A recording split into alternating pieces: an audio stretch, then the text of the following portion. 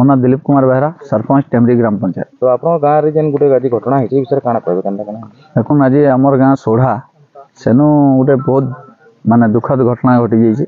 गोटे पिलाटे गोटे छोट छुआ के आनिकी माछ मारवार लगे डाकी आनी से 3टा छुआ के जड़े 2 जन के फेरे देकरी जड़े के से हत्या करी सेनर पारिपार्श्विक स्थिति भी एंता लगुचे जे से दुष्कर्म करवार लगे भी चेष्टा करी से झील के से जाइकरी फिर तांकर घरे बसीचे से छुआटा हजि जाइए बोली कही जिते बेले खोजाखोजी कलापर जना पड़ुचे जे से ताके मर्डर कर देइछे। तो से पिला के धरा से मुझे निजे पाइकमाल पुलिस के बाबद अवगत कर दिली। पाइकमाल पुलिस पहुँचीछन, एसडीपीओ सार भी पहुँचीछन। ये अंचल रे आमे समस्ते खबर कागज किंबा टीवी रे देखुलु जे छोट छोट छुआ मान को दुष्कर्म आ मर्डर करूछन बोलिकी, किंतु आज माने एंता गोटे घटना हमर इनो घटी जेना कि बहुत अंचल रे गोटे शोकर छाया खेली जाइए।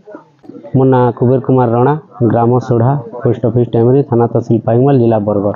तो आप गाँव में जेन गोटे घटना क्या कहबे केनता आज गोटे बहुत बड़ दुखर घटनाटे घटी जाइए। गोटे 4 वर्षर शिशु को आज मर्डर कर जड़े बालक प्रशांत बाग बोली जड़े मोहलपालीर बालक आसिक आम सोढ़ा ग्रामर इन 3 दिन है रोला एवं 3टी छुआ को नहीं 2टी छुआ को से घर को पठे दे गोटे छुआ को नहीं जंगल रे हत्या करी। जगह को जगह एटा सोढ़ा गाँव पठारी जंगल रे एटा घटनाटा घटी।